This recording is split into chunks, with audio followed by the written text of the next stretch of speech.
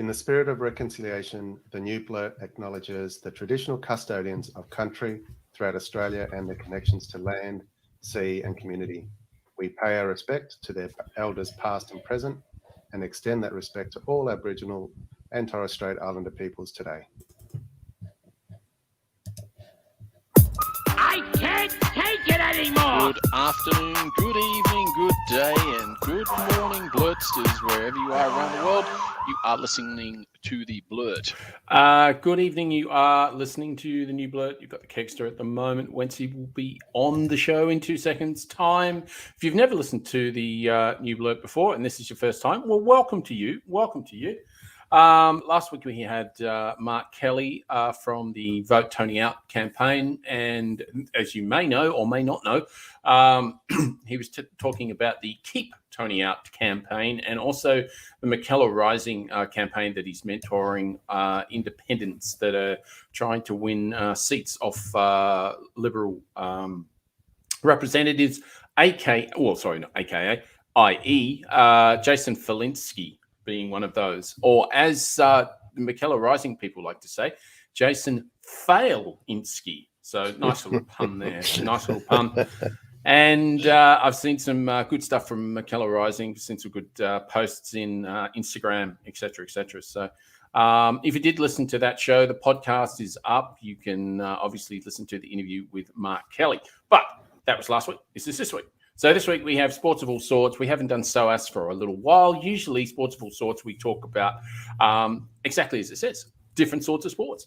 We have talked about a sport whereby you play soccer and you play volleyball at the same time.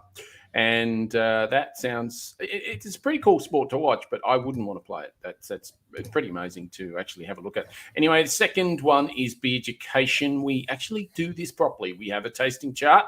We think about what we're drinking, not just swilling it. Well, at least that's what we're telling you. Okay. And then last segment to round it all off, we've got Let's Get Technical. Some really interesting stuff this week. I'm going to have a bit of a chat about Trump, newest social disaster platform called Truth, I think it's called. And he's got some wonderful rules that you can and can't say on Truth, and I'll talk about those in that segment. So without any further ado, as I have said many a time, and I look forward to saying many a time more, good evening, let's say. Hey, Kegster. Greetings. How are you in Melbourne this week? You always say like, grasshopper. Greetings. How you doing? Mighty grasshopper, you must come to this side of the world. Yes. So, as you can see, I'm sitting here in a little shirt here, very very loose. You look a bit like Scotty going on holidays to Hawaii. Yes, and that was not on purpose. I can tell you that. Okay. I can tell you that. But yeah, no, he'd never wear this shirt. There's no way. He might get an arm through it if he's lucky. Yeah. I don't know if you've looked at Scotty, but I reckon he's been eating pretty well in the Parliament canteens. He looks. I bet he has. Yeah, he looks pretty healthy to me. I think so. I know suits are getting taken out. That's just me. He must have a good tailor, that's for sure. Yeah, well, I think what it is, he's carbon capture and storing all of his own emissions. Of course. And so he's just getting bigger and bigger. I think. Right. Yes, that makes a lot of sense. I think that's where we are. The gas-led recovery, is that from him as well? Yes, well, most of the stuff, isn't it, really? So it just writes itself, doesn't it? Oh, it does. It does write all itself. The stuff they say. Look, it's really interesting because, as you know, the rest of the world pretty much hates him. Macron definitely hates him. Yes. People have had a chat with Macron and they've gone, do you think he lied? I do not think he lied. I know he lied. And I'm like, classic, that one. I loved it. I'm with you, Macron. I'm with you, buddy. No, there's no doubt. Look, it's been interesting, and our friend Dan Ellick from A Rational Fear.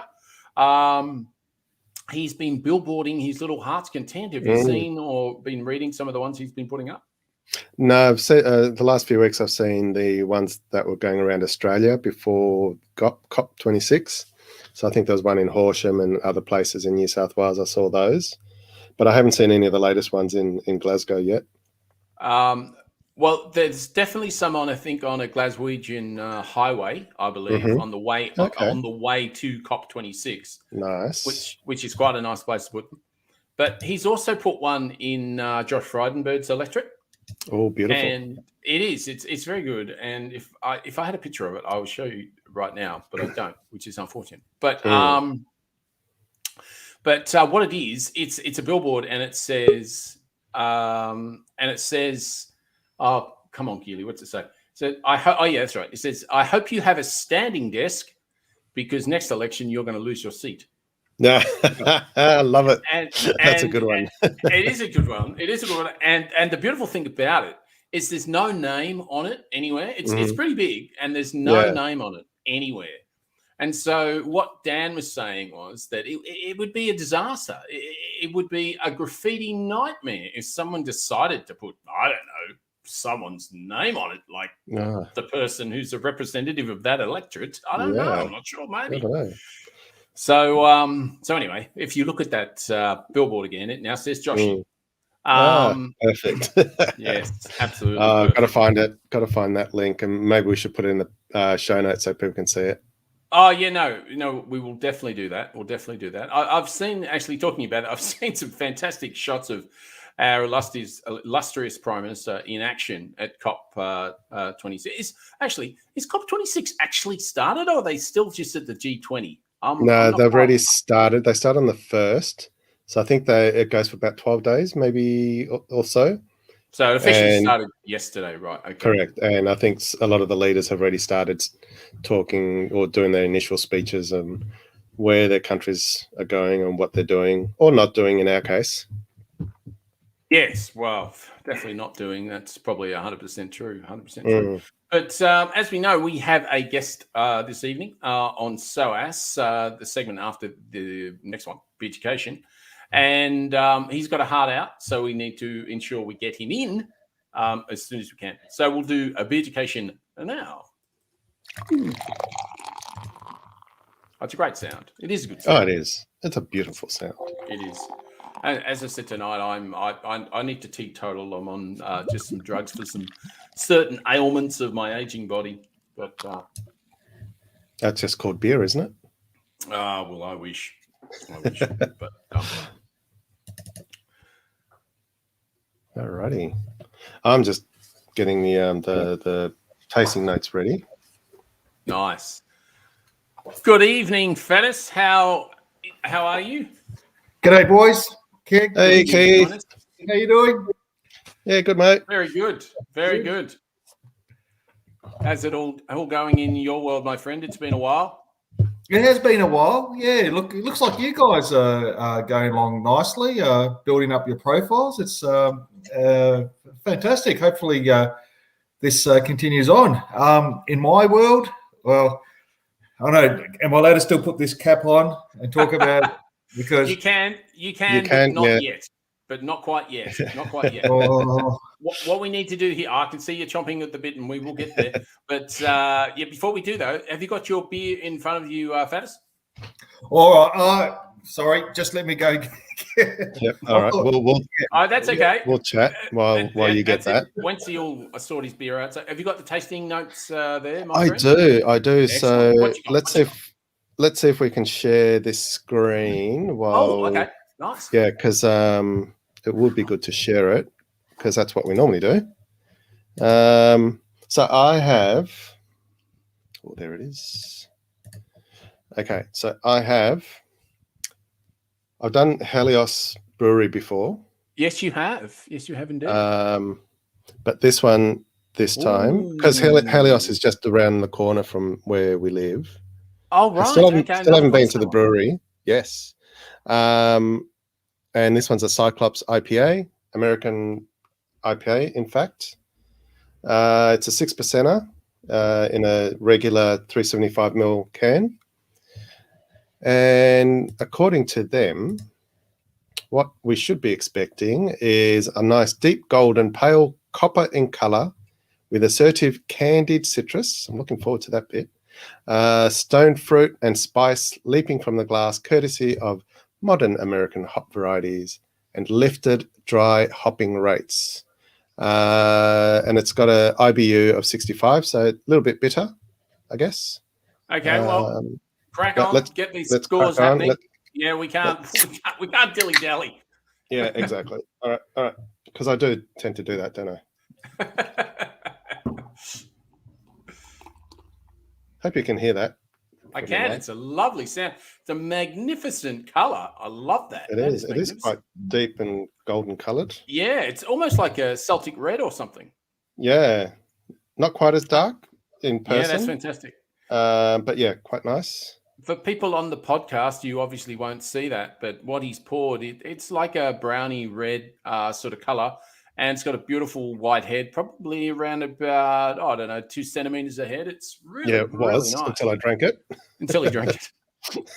and okay, and what are our All right, results? so appearance, I think I love the color. I agree, totally. Yeah, so I'd give that a 9.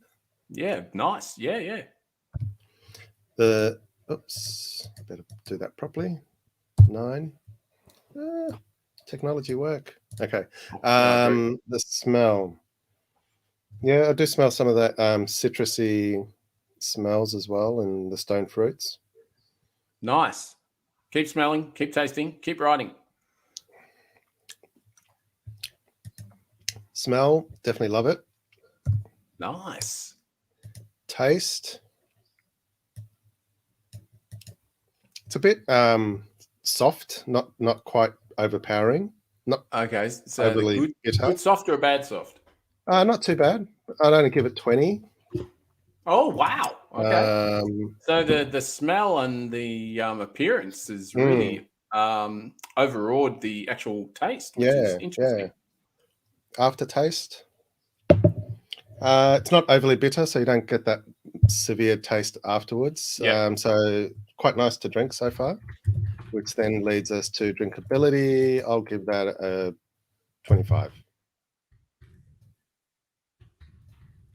And we've got our maths genius on board. Oh, indeed. So what we got? We got 43, 53, 52, 62, 61, 81. 81. That's not a bad drop. No, that's pretty good. That's pretty good. Lovely. Very, very nice. I don't think we've reviewed one under 80 at this stage. So there's been some nice choices. We have one. I did 73. Oh, that was yours. Yeah. Yeah. I tell you what, that one I did for 9.5. Oh, man, that would have been lucky to get to 50. That would have been interesting. All right, Faddis, what you got? Can you see the White Rabbit Dark Ale? Oh, yes, we can. Yes, we can see the White Rabbit Dark Ale. Yes. Yep. This was a farewell gift from my toll colleagues. A girl I told knew someone worked at the brewery that does Furphy and all these other beers. So I got a slab of various beers. So that's very nice.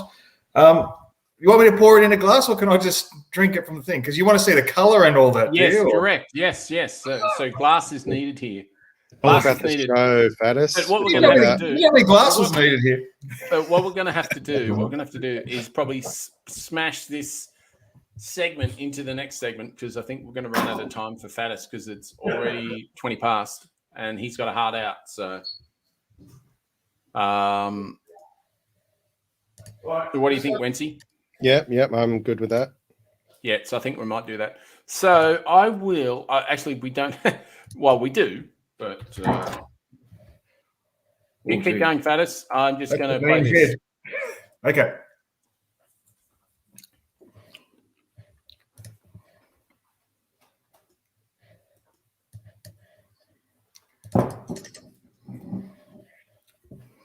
Well, they used to. We do that. Yep.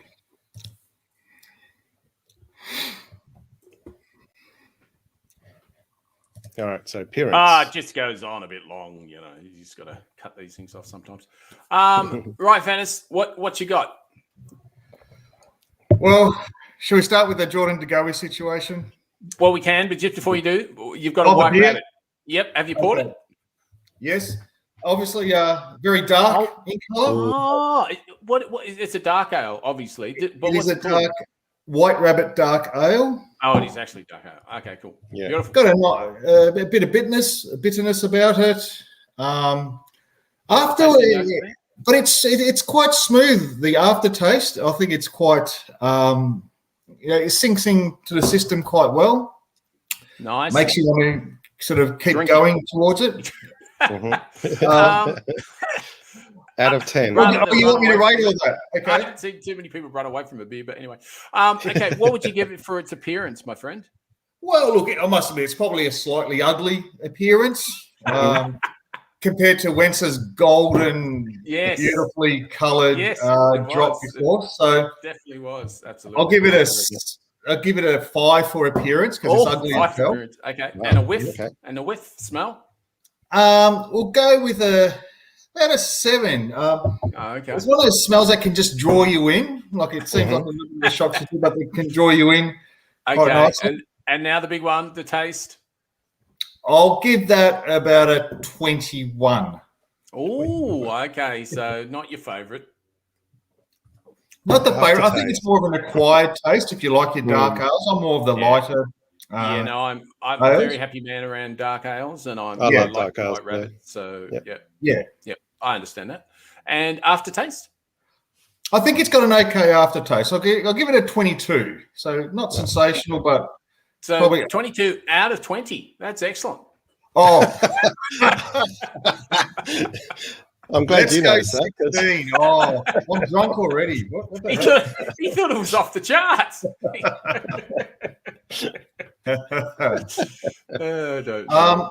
I'll give it overall about a drinkability, 20 out of 30 for drinkability. 20 out of Okay. 30. Yeah. Wow. So I make that 41, 57, 60. Yeah, not a lot. That's about 69, I think. So, Oh, just doesn't get to that 70 mark. yeah, didn't even get to the 70. So yeah, not great. Not great. That's probably about as good as De Goey's going in America at the moment, as you were about to allude to. Honestly, what I don't understand about that, Faddis, is I don't understand why did they not take a minder with him? What's going on there? I don't understand. If anyone needs a minder, it's that guy right there. Now, his original purpose of the trip was an elite, being able to do some elite training. Right. He went to elite training facility. He was able to go over there because of his Monster sponsorship, I think. So that's why he was able to go to America. So we're thinking that, this guy's finally turning the corner. You know, he's starting to maybe treat this seriously, this professional football thing. And he just wants to better himself because he saw Christian Petrarca dominate the grand final. And I see De Goey as that sort of player, that sort of really strong, explosive midfielder that can just dominate a game. And he's done it. Apparently, he's a really, really good mates with Christian Petrarca as well. Yeah. But I don't know, this bloke that he hung out with, this Kevin Dyson, I think he used to play AFL before the, alleged incidents. And those two were just carrying on like absolute bogans. Yes.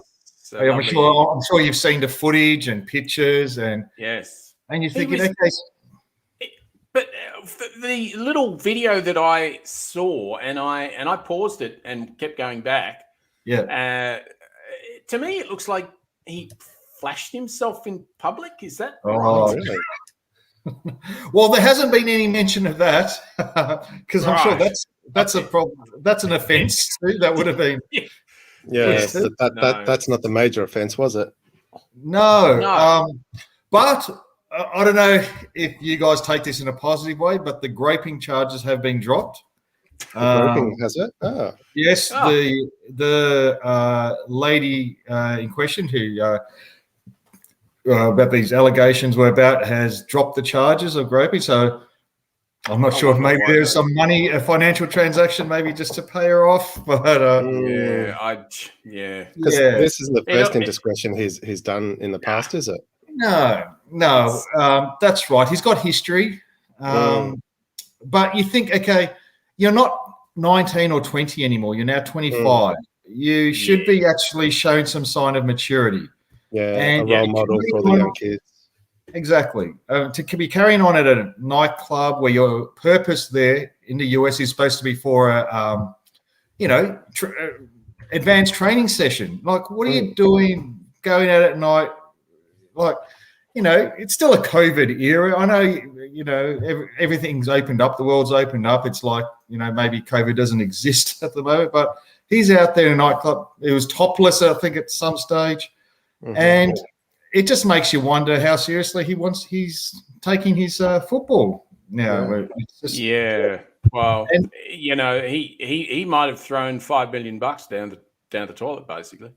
Yeah, not to mention, we don't actually know, obviously, what happened. So it sounds terrible, and I just hope that the girl involved and the people involved are okay. But it's, this stuff's just terrible. And many times these guys are provoked, but it looks like he didn't need a lot of provocation. He had a lot of alcohol. So, and what's the club doing about it? Have they?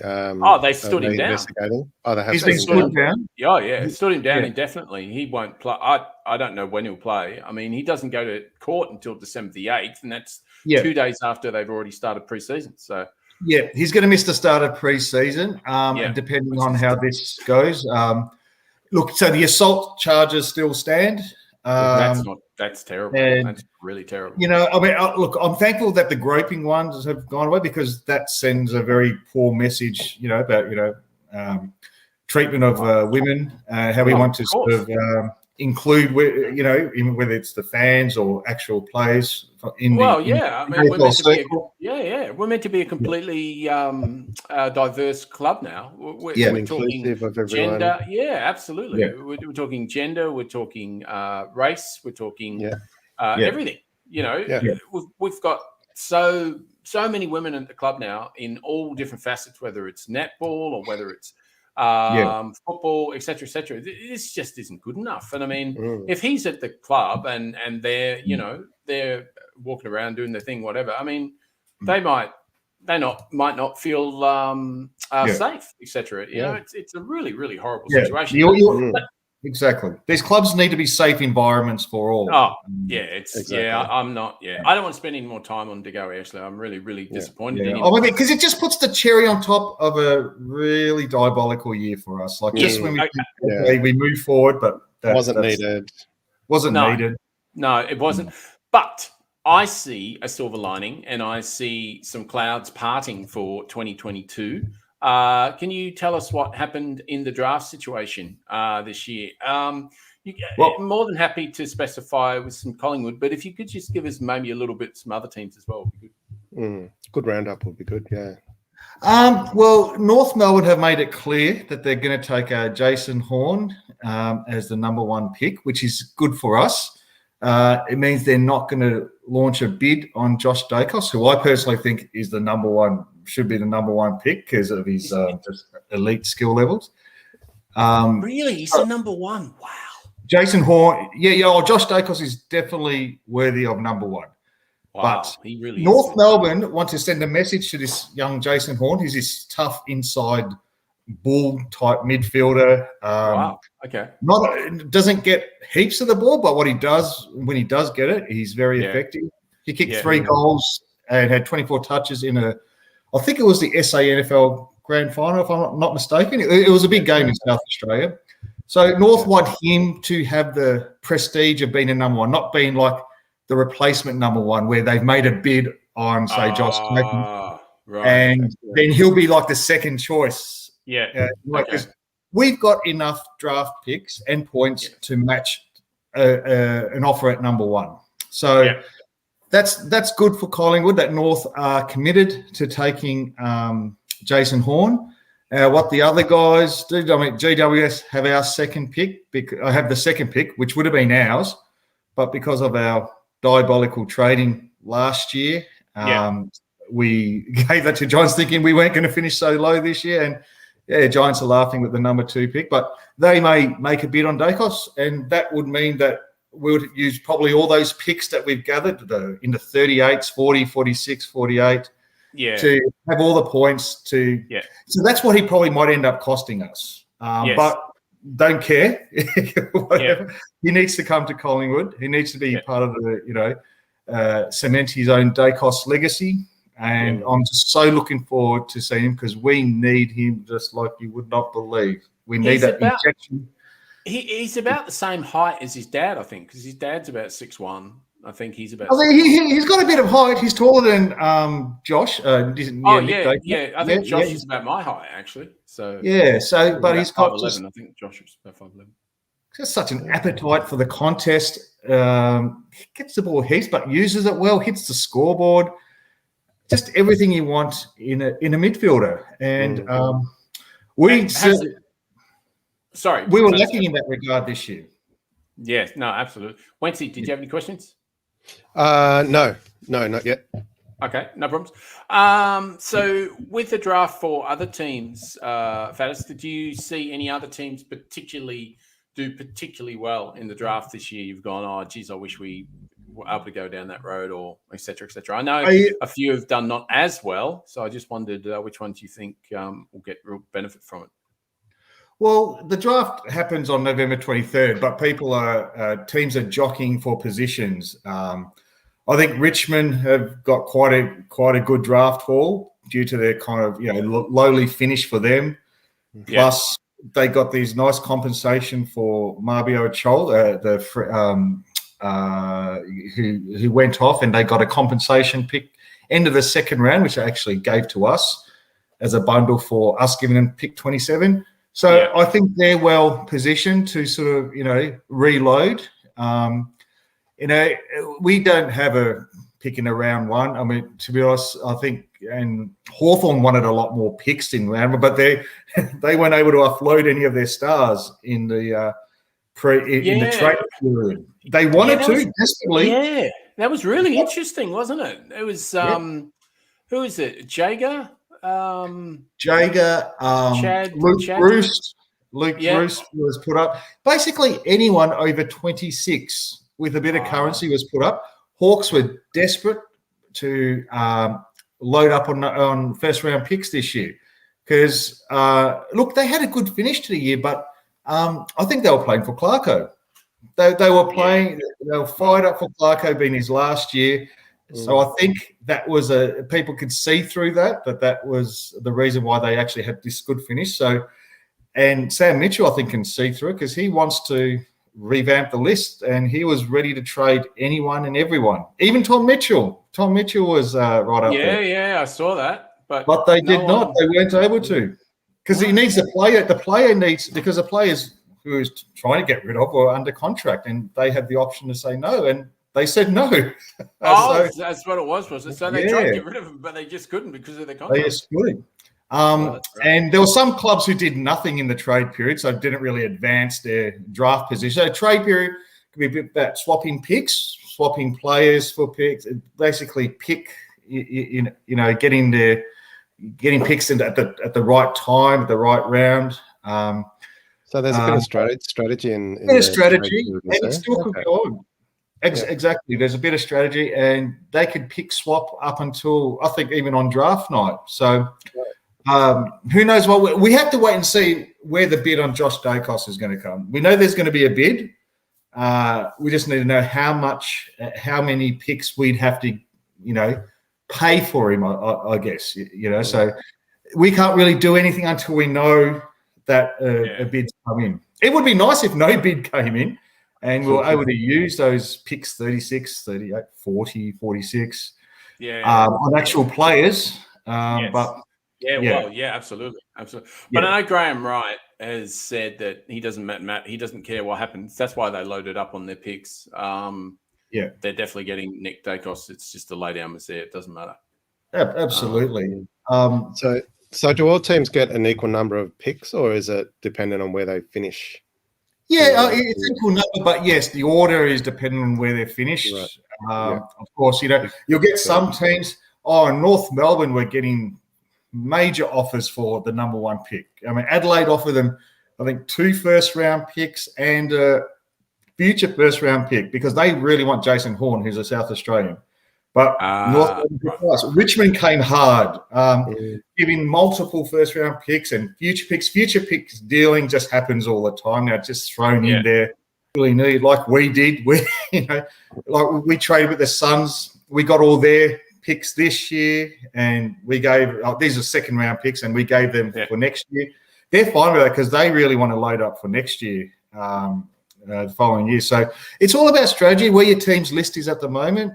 Identify where you think the player that you want is going to, go in the draft. So there's a lot of maneuvering. A list manager, it's a very complicated position, and it has a complicated system. But there are some teams who are happy with the list. They didn't get involved at all. And so other teams who just want to really launch into a full-blown rebuild. What if a player doesn't want to leave? Do they get a choice? If they're contracted, they've got a choice, yeah. Yeah, if they're contracted, yeah. So, like, Adam Treloar was contracted last year. And this. I mean, we all know how that played out. And so he chose to leave. He chose to leave, did he? Well, basically, Bucks gave him the feeling that he wasn't wanted. He's getting all this stuff, and you know what? They're going to make a story about this one day. They're going to make a movie about this, I think, because there's so much going on. Adam Treloar left. There's a lot more in that. I'm sure there's a lot more in that. I think there's more in there. Yeah, but he was caught. But he really was going to stay. But why would he stay if the coach is telling you that the players don't want you? Yeah. I mean, what sort of rubbish is that? No. I him in the grand final this year, kicked 3 goals and one of their best players in the losing team, though. It's true. That is true. Makes no sense, does it? But as usual, if you looked at where his possessions were when he got them, they weren't when it was really hard. He sort of got quite a few of them, and some of the goals when the game was dead. I mean, there was one that was dead. There's 2. He lit them up in the second quarter, which. I was thinking, oh, geez, he's Adam Treloar, Norm Smith medalist. But when Melbourne got on top, he and the rest of the Bulldogs midfielders kind of disappeared from the game. Yeah, it's just a Christian Petrarca show. It was just unbelievable. It was. It was phenomenal. But the trade and it could still happen up to November 23rd. That's the trade date. I'm not sure who we're going to have because. Recruiting talent identification teams are so much better at their job nowadays that basically I think all the premium players will be gone by the top 20, top 30. So I guess they earn their money by identifying maybe that diamond in the rough.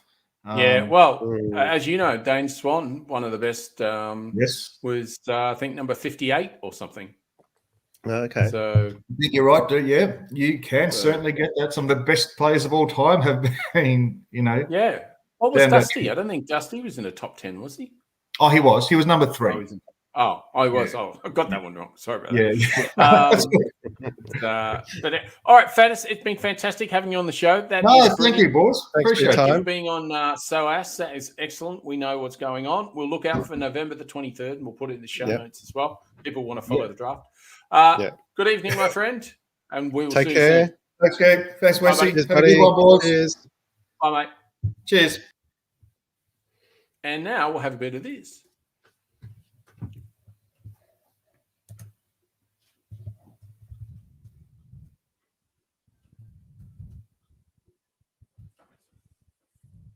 Bit of.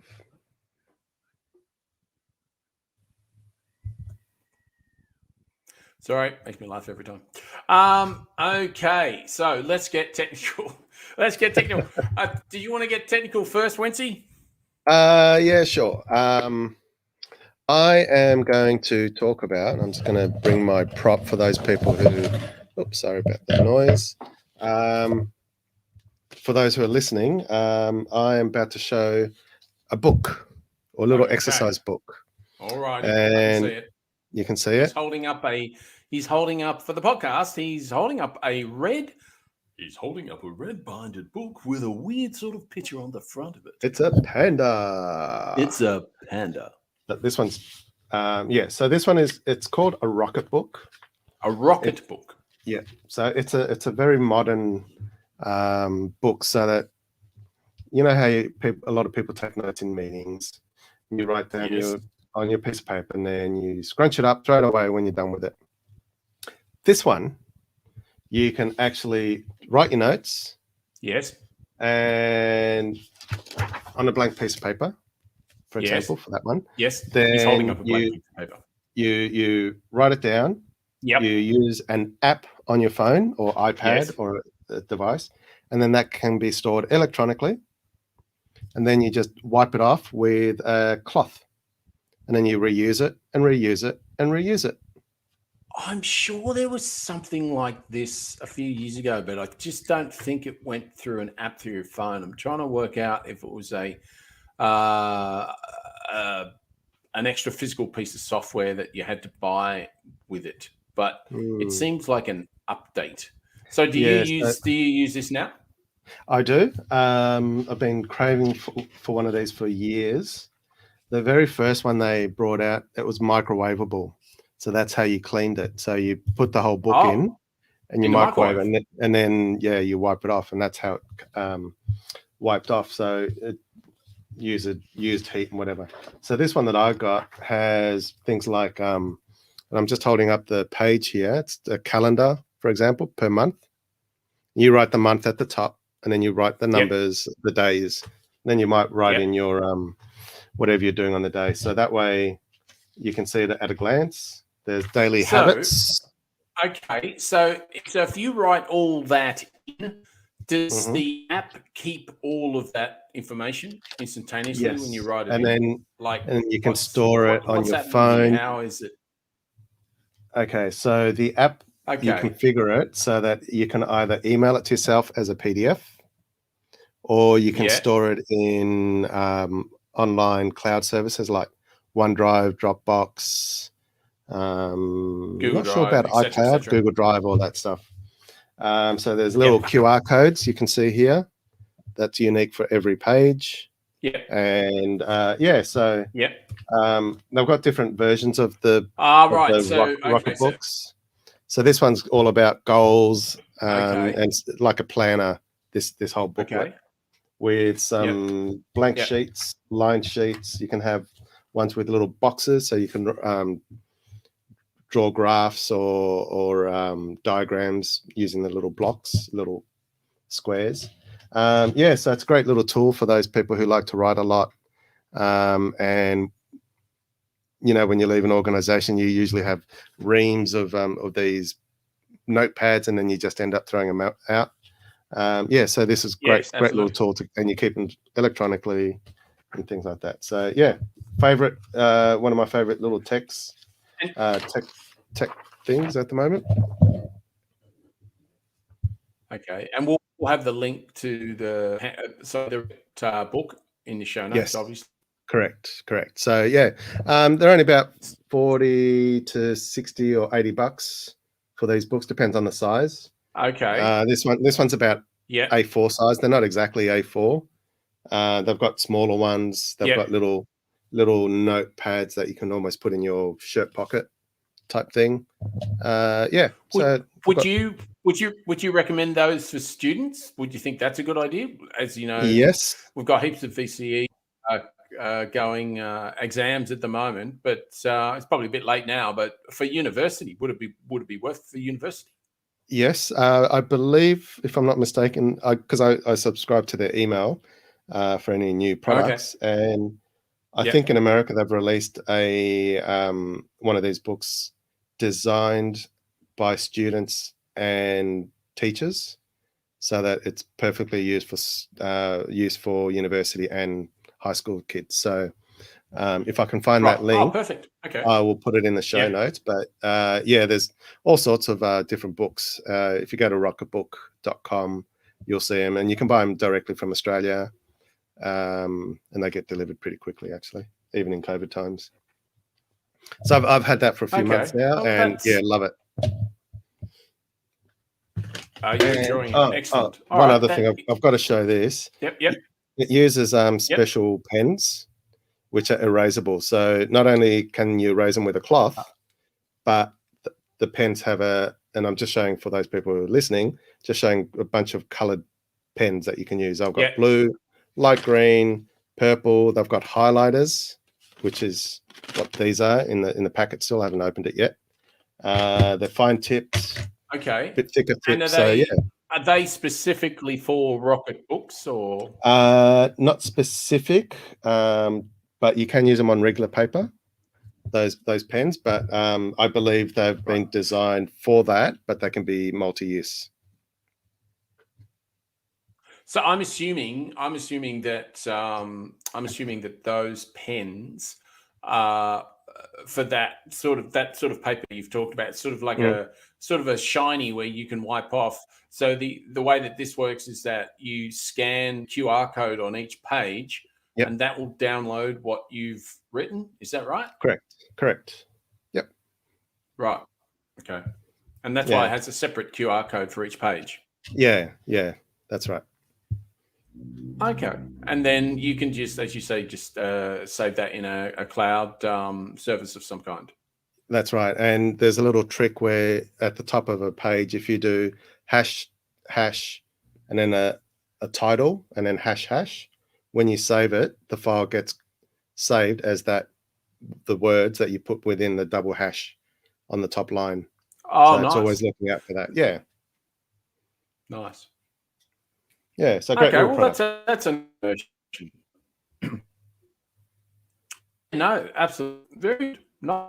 I haven't heard of the Rocket book before, so we'll definitely put that in the show notes and give a little bit more information. Cool. I wanted to have a chat about your friend and mine, Donald J. I can't even say his surname, seriously. So that's as far as I'm getting here. Don't want to hear that name. No. The weird thing about this guy is he's 70, about to turn 76 apparently. So that means if he wants to run in 2024, he will be nearly 80. How old was Biden when he won? Yeah, sorry. Well, Joe Biden, I think, is you got to crack up. I think he's about to turn 79 or has just turned 79. So he's already said that he's not running again. And it's like, well, yeah, duh. Yeah, too old, mate. Yeah, exactly right. So this idiot thinks the way his diet, he reckons he's going to be 2024. Anyway, right. Less about him trying to be president in 2024. Let's not think about those horrible things right now. But it's been interesting because, as you probably know, he was thrown off Twitter and he was kicked out of Facebook, and mainly because he spreads fake news everywhere he goes. So it makes sense that his new social platform would be called Truth, of course. Sorry, that was funny. That was a joke. Because obviously he never tells it. So it's complete bullshit most of the time. So anyway, he said he would stand up to big tech companies. Now, the irony about this is he is creating a massive, well, not massive, sorry. No. He's creating a social platform. He will need some type of big tech or small tech company for them to be able to run it and manage it. Yeah, for hosted for it. Host it, yeah. So it's hilarious. He's going, I'm standing up to big tech companies. I mean, yeah, okay. As Twitter and Facebook have barred him from their platforms. Truth Social will be created through a new company formed by a merger of Trump Media and Technology Group and a special acquisition company, according to a press release. This is what he said. We live in a world where Taliban has huge presence on Twitter, yet your favorite American president has been silenced. This is unacceptable, Trump said in a written statement included in the release. I'm excited to send out my first truth on Truth Social very soon. Now, the interesting thing about Truth is that if you actually do try to tell the truth and you join Truth, you get kicked off. So, so if you have a crack at truth in any way, in fact, what they have in the T's and C's, the terms and conditions, it says you're not allowed to have a crack at truth. You can't have a crack at Trump, and we have the ability to sue you. Great, because everyone's scared of being sued in America, so they won't do anything like that. Absolutely. And I mean, obviously, the only people would want this. Now, the other interesting thing about this platform is as soon as it went out there, it was hacked. It was hacked almost immediately. And it was really good because the guys that hacked it, apparently, I don't know if you remember Anonymous from a few years ago. Oh, yeah. I've got the ones with a mask, the white mask. Yep. Yeah, exactly right. So they've come out again. And they said that they've had enough, so they're coming out of hiding. They're going to start doing their thing again, which I'm quite happy about, to be honest. Awesome. And anyway, so it was them, and they owned up to it.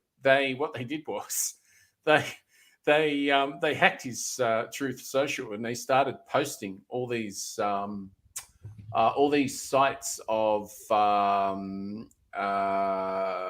wasn't Right to Life. It was the opposite of Right to Life. Was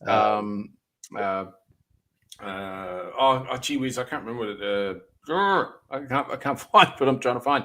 But it's the people that believe in abortion and sort of pro-choice. Progressive. Yeah, pro-choice. Sorry, my bad. Is that what it's called? Yeah. Pro-choice. Yeah. So what they did was they posted all these hundreds of pro-choice posts on his Truth Social. He wasn't very happy about it, obviously, and they did quite a few other things as well. So obviously the security is really good. So anyway, Trump's banged on about a few things here. For so long, big tech was suppressed conservative voices. The former president's son, Donald Trump Jr., told Fox News in an interview, "Tonight, my father signed a definite merger agreement to form what will ultimately be the Trump Media and Technology Group, Truth Social." So, look out for that one at a app store near you. But as I said, it's got ready to be deleted and given a 0 out of 5 stars for that. Yeah, let's review the crap out of this app, and everyone give it 0 as much as humanly possible. So make sure you install it, give it 0, and then delete it. That's what we want to do. So I don't even want to install it because it counts as a download and install. And then he'll claim, "Oh yeah, my app is so popular. I've had 1 billion downloads." True. And the other thing is, it might have viruses. So it might have the China virus. So we might have to be careful about that one. Might make it stupid too. Yes. Very, very, very good chance of that. No doubt about that one at all. And actually, talking about that, I think we've got his mum. Yep, she's just going to make a comment. Oh, yeah. Exclusive. Yeah. She's still asking that about him. Although his mum must be about 107 because he's 80. So I'm assuming she must be dead. But anyway, I have her sentiments on my side, I'm sure. Yeah. So Trump Media and Technology Group will receive $293 million in cash that Digital World Acquisition Corp had in trust, assuming no shareholder of the acquisition firm chooses to redeem their shares, according to the statement. So just disgraceful, really. So, but let's just hope that one does not take off. Look, but none of the SPACs have completed a deal yet. A China-based SPAC that Orlando led failed last month to complete a merger with Giga Energy that would have valued the transportation solutions provider at $7.3 billion because it could not deliver the cash required according to the regulatory findings. So we just hope that he can't get the cash he's trying to get. I mean, he stopped being a billionaire a little while ago. I'm not sure if you knew that. So no, I didn't, but not surprised considering how many failures he's had in the past. He's in so much debt. It's not funny, really. It's not funny at all. So do you have any other tech there, or is that us for us? I think that's us for tonight because it's almost an hour. Well, 50 minutes. Yeah. That's long enough, I reckon. Unless you want to do your beer.